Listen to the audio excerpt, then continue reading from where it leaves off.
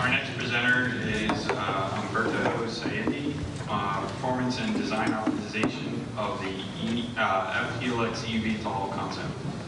Umberto Saidi? Yeah, okay. Obtained his bachelor degree in aerospace engineering in 2014 at the Politecnico di Milano, Italy, while at the Politecnico di Milano. Along with his colleagues at the Skyward Experimental Rocketry, Umberto successfully launched the first Italian rocket from the university on November 24, 2013. He since obtained his master's degree in aerospace engineering at Penn State, where he's currently pursuing his PhD. And he's concurrently getting a master's of science in electrical engineering. His research interests lie in rotorcraft dynamics, control, and handling qualities. Also, he has a co-presenter, Jacob Inchu. He has a bachelor's degree in aeronautical engineering from Technion, Israel. In June 1989, he served in the Israeli Air Force, or in the Flight Sciences branch. He was the group lead, performing flutter and nose lead. He has a master's and PhD as well. All right. Thank you for the introduction. Today we'll be talking about the performance and design optimization of the F-Helix eVTOL concept. This is a sponsored research done at Penn State. So I'm going to start, of course, with some introduction. So the F-Helix eVTOL concept is a rotorcraft of, sorry. Oh, this is going to, yeah. All right, so the F-Helix eVTOL concept is a rotorcraft of the lightweight class. Its maximum takeoff weight is intended to be 1,900 pounds. It's intended to be fully electric. It's going to be first a piloted aircraft, but it's not excluded that it's going to be fully autonomous in the future. Its peculiarity is that its main rotor is kind of tip-driven, and it's driven by two pairs of counter-rotating coax propellers that are mounted rigidly on the rotor, so that no torque is exchanged between the main rotor and the fuselage. The main rotor has two blades. The intended capacity is, there is volume for 6 people, although it's probable that it's going to be for 4 people capacity at first. The F-Helix is based on the Silvercraft SH4. It was an Italian helicopter. It was flying in the 60s up until the 80s, but production stopped in the 60s. So the Silvercraft, it's still a helicopter of the lightweight class, and its maximum takeoff weight is still 1,900 pounds, two-bladed rotor, maximum installed power of 100 horsepower, and its capacity was 1 pilot plus 2 passengers. So what motivates our study is that since the rotor is tip-driven, there is no need for tail rotor, transmission, lubrication, and we can avoid most of the rotating parts, so we can save weight by employing this design. And the way that it's saved is allocated to the battery pack. Also, the rotorcraft is based on an existing rotorcraft, which helps. And the rotor, since we were mounting propellers and the electric engines on the rotor, we have added inertia, which is going to help without the rotation. Especially for this particular concept, safety is ensured by the fact that this eVTOL can perform auto rotation differently from the other philosophy of eVTOLs, where safety is guaranteed by the redundancy of multiple propellers that are installed. In general, there are fewer rotating parts in this eVTOL concept, so hopefully it's going to lead to less maintenance. So the objectives of this study are to validate the concept, to optimize the design, and to maximize the performance, of course. And here on the bottom right, you can see the initial concept of the F-Helix that it's going to be modified throughout the presentation. So, I'm not sure what this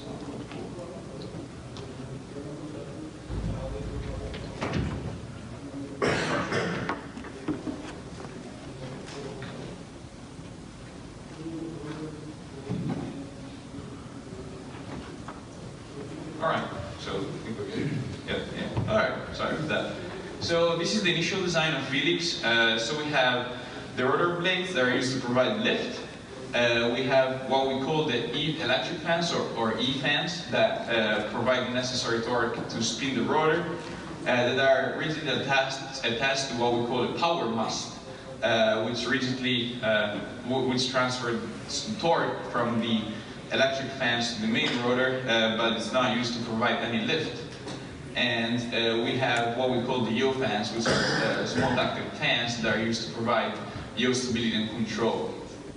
So there were some problems with initial design, particularly since the E-fans were mounted at the very tip of the rotor, there were high centrifugal loads associated to them, and this could lead to excessive loads on the bearings of the engines, so causing power loss, so reducing efficiency, but also the loads could have been excessive on the structure of the ducted E-fans that you see there. So for this reason, we decided to move the E-fans further inboard. As we will see throughout the presentation, this is going to help with efficiency as well. And we removed the nacelles also because ducted fans will give performance advantages for static thrust, but since those E-fans are acting in an actual flow, the efficiency benefits are not justified anymore. Also, the nacelles contribute to the drag, so they're impractical to use. Another problem is associated with the gyroscopic loads that the E-fans produce. Since the E-fans are propeller spinning in a rotating frame, gyroscopic loads arise, especially around the axis of what we call the power mast. So this could lead to high torsional loads there. So a solution for this is to employ coaxial rotors rather than just a rotor counter-rotating. So the overall gyroscopic or torsional moment is eliminated. Another problem is that since we have no torque exchange between the main rotor and the fuselage, the nominal yawing moment that we need in forward flight or in trim flight in general is around 0. So if we had to, a tail rotor would have to provide thrust on each side, or the thrust vector would have to switch verse if we have to maneuver yaw right or yaw left. So this would mean that the wake of the tail rotor would have to reform, and this would cause delay in the controlling the yaw axis. So we decided to actually employ two small ducted fans that are constant pitch, but we vary their RPMs, and they're constantly spinning at an idle speed, so to keep the wake always formed, so there are no delays in the control action around the yaw axis. So in light of this, of all these problems, we decided to run an optimization. As a simulation model for the design optimization, we have for the main rotor we have blade element momentum theory, and for the coax fans in actual flow we developed a blade element momentum theory code as well. The optimization variables, so what we're looking to optimize here are the E-fan's radial location, the E-fan radius, the E-fan number of blades, and the E-fan angular speed. The cost function is power required to hover, and the constraints are that the E-fan's propellers operate at an angle of attack less than 10 degrees to avoid stall, And also we're gonna keep a close look to the centrifugal loads, because since the fans are rotating, centrifugal loads of course are still high. So the results that we have indicate that it's optimal to have the E-fans located at about 55% of the main rotor radius, and their optimal radius is about 1.4 feet. And the optimal speed of operation is around 260 radians per second, which is around 2,500 RPMs. And as you can see the results here that just popped out. And this leads to an overall power required to hover of 160 horsepower. Now, not only we need to optimize the E-fans, we also need to optimize the yaw fans to provide control on the yaw axis. So the simulation model is the BMT for ducted fans. The optimization variables are the yaw fan radius and the yaw fan distance from the CG, and the cost function, we'll see it's trade-off between the yaw fan radius and the rotor CG, and of course what we're looking at is to minimize the power required. So the constraints are the maximum desired yaw acceleration. So we have the maximum desired yaw rate from ADS 33 specifications for mad maneuvers, and it's about 9.5 degrees per second. And so we assume a time constant around the yaw axis of 0.4 seconds, which is pretty standard for helicopters. And with that, we're able to understand the maximum yaw acceleration that we need for at least a started maneuver, so that we can actually dimension the propellers to give the necessary thrust. And so we concluded that a distance from the CZ of the yaw fans of 0.9 feet is optimal, and the radius of the yaw fans is 0.9 feet, whereas the distance from the CZ is about 6 feet, so 2 meters. And this is the final design we converged on, as you can see here. And my colleague, Dr. Enzo, is going to continue the presentation, and we'll be speaking about the performance of this concept. Thank you.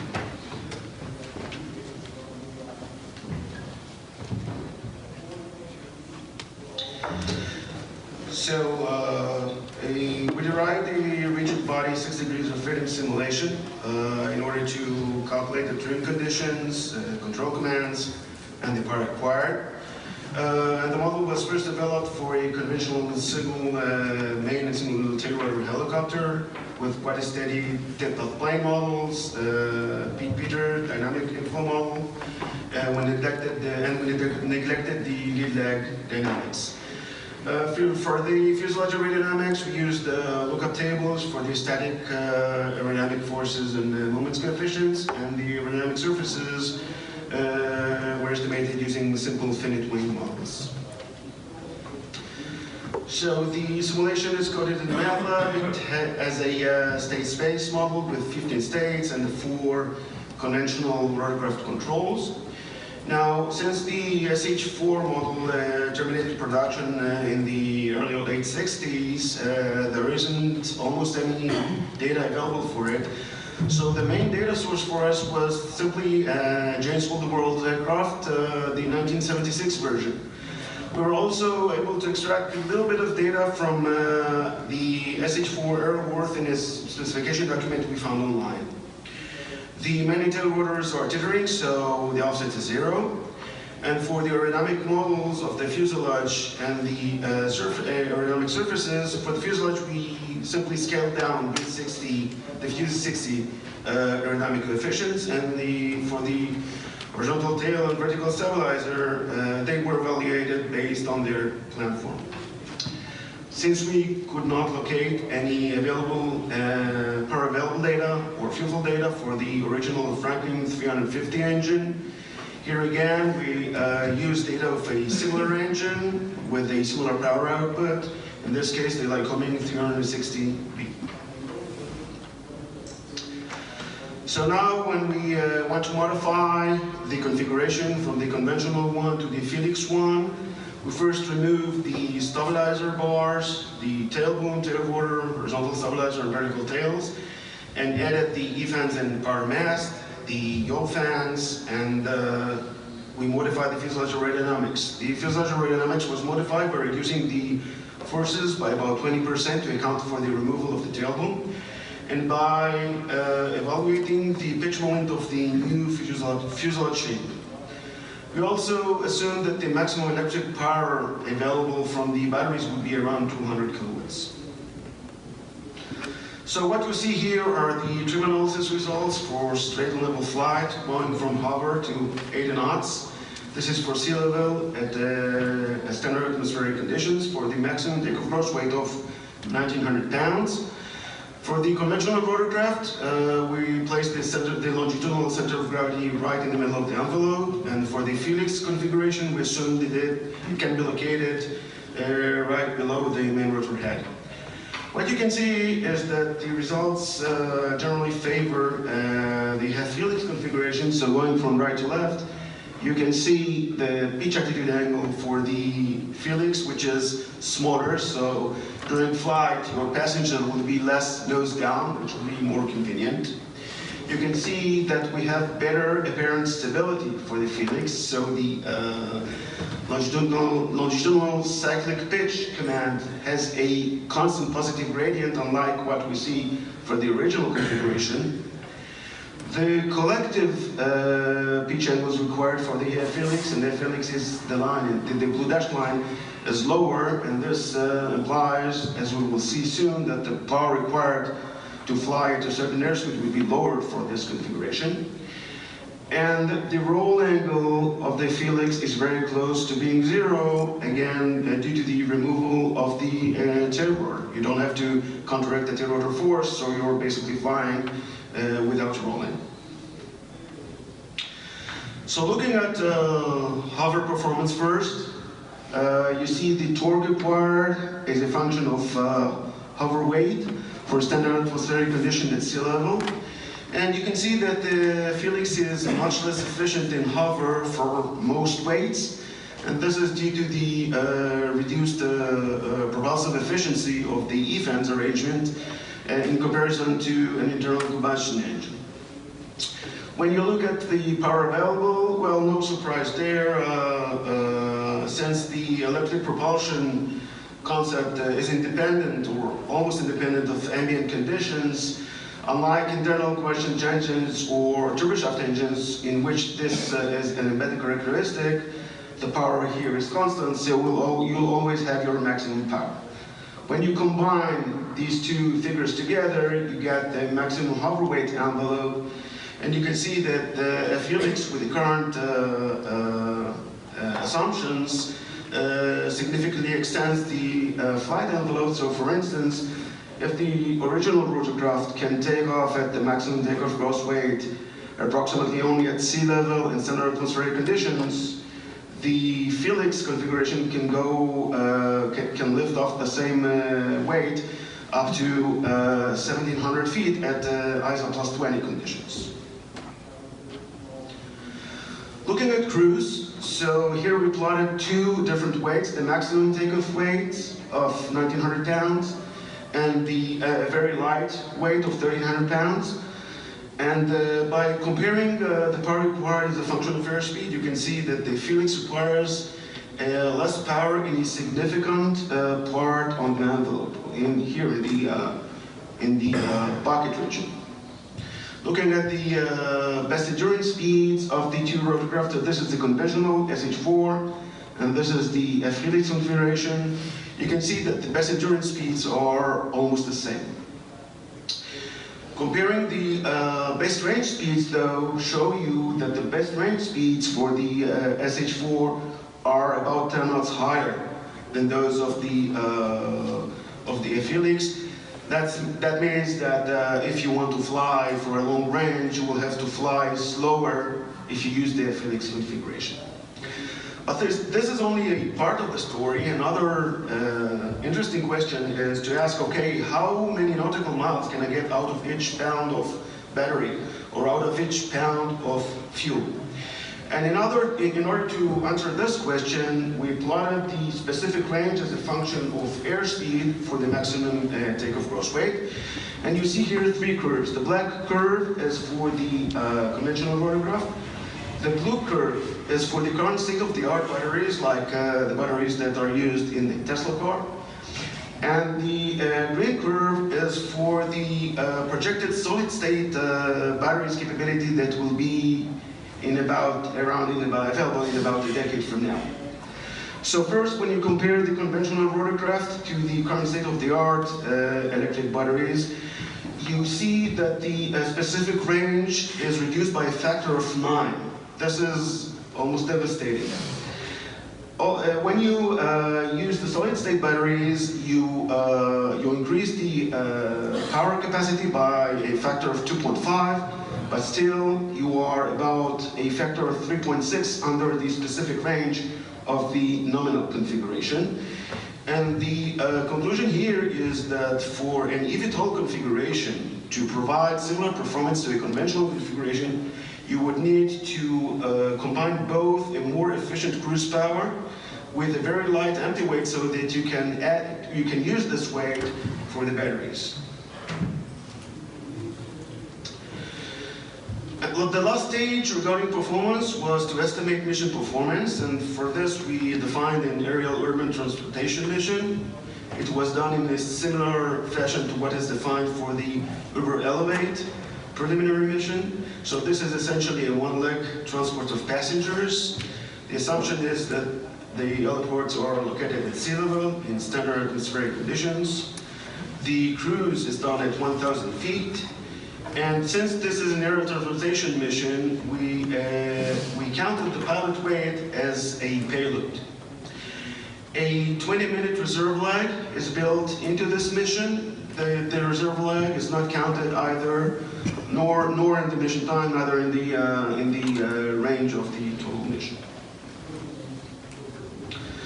So you can see here the payload versus range curves and the payload versus flight time curves for the three configurations that we checked. First, for the liquid batteries, the current state-of-the-art batteries. So clearly, those blue lines, when you compare them to the conventional configuration in the black lines, mission performance is very significantly degraded for the F-Helix with the liquid batteries, and this is mainly due to the much lower specific energy of the batteries when you compare them to the specific energies of fossil fuels.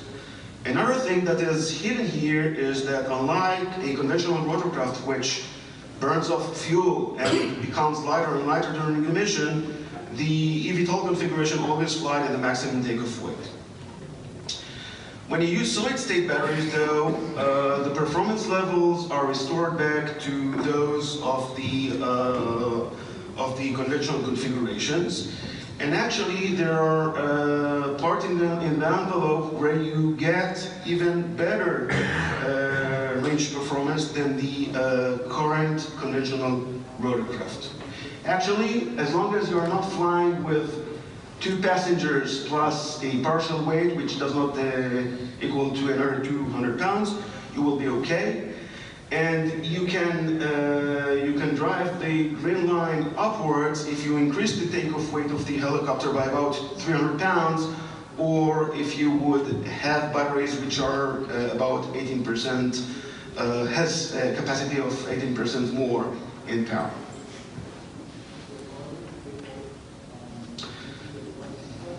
That's nice. Okay, so the eVTOL configuration, to conclude, allows turn flight with near zero fuselage roll angles and improved apparent longitudinal stability. The hover performance of the F-Helix is superior to that of the SH4 due to higher power available. The specific range and best range speeds are significantly lower for the F-Helix, and therefore a general conclusion here is that you would need a combination of an efficient cruise power and lighter empty weight for a competitive eVTOL configuration. Mission performance with the current liquid battery state-of-the-art do not support development of the F-Helix concept. However, future solid-state batteries will provide the superior mechanical performance together with the advantages embedded in an electric field. Thank you.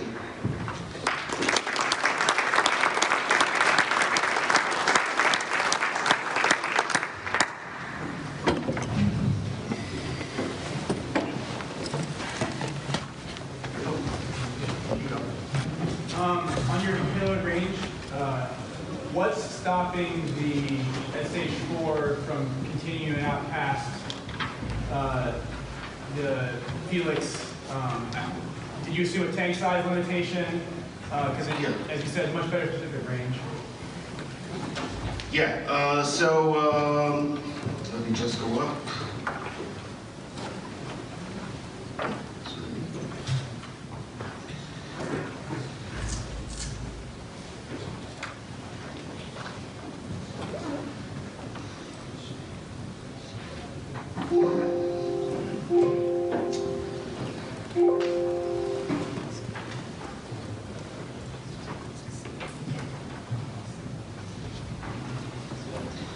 So the aircraft is limited with the available maximum fuel volume that it can take. Okay, so this is the cutoff point that you see here. From this point on, until this point, you can fill fuel. From here on, you cannot. Right, I guess. So if you could do auxiliary tanks, you could extend that out further.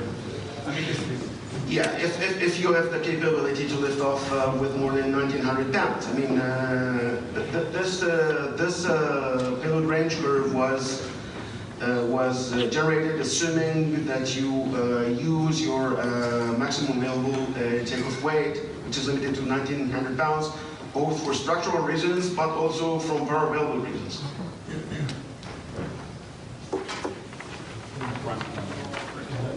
Question. What is the optimal flow velocity of the fan or the thrust propeller relative to the rotor? And is there an optimal position where those velocities are the right range that you want? And what are Right, so if I understood your question, the optimal position, first of all, what is the velocity of the flow velocity of the fan relative to the blade? well, the fans, I'm not sure what you mean by the... You have the propeller Yes. at the very end. Yes. And you have the flow velocity independent of the rotor that it is driving. And the ratio of those two is a very important point. You don't want it to be too high for the fan. You throw out a lot of energy. Sir? At the same time, there are other issues. So Obviously, the concept is very unique. You have a fan at the end driving a propeller. Why? Well, I don't remember on top of my head the number of the ratio of the velocity. 50% radius for fan, right? The radius? 50% of the tip speed. 50% radius, that's the closest thing. Because it's saying they're rigidly attached, they're not moving at different speeds. The whole unit is 1,000. But the fan itself is rotating at a faster speed than the blade that it is driving. So the flow of the fan is its own aerodynamics. Yes. And if it's very different from the blade you are driving, it may be good, it may be bad. I have my opinions there, but I want to hear why have you done it? We went to a tip-driven rotor, or the original conceiver of the design was a tip-driven rotor to eliminate all the transmission and the tail rotor. Yeah, okay, that's a very good reason, but the numbers have to come out for it to work well. Right, so the analysis considers the fans are in a poor flight condition, an axial flow condition. And be more specific. And be more specific. The tip velocity of the blade, is it close to the speed of sound? Oh, it's about 0.6 Mach. No, 0.6 Mach, something like that. 0.665. And the tip of the blade running around, what is its speed? I can't remember exactly, but it's a standard rotor, so it's the first 0.6, 0.7, something like that. It's close to what a Robinson R44, R22 would be. That's the same size, so it'd be something like that. I don't remember. The tip of the rotor blade is a similar tip speed for a traditional, 600. Yeah, All right, well, They can be very I'm going to have to cut off the discussion so that we get the... Thank you. We had one guy waiting patiently. We don't have time. So you got that.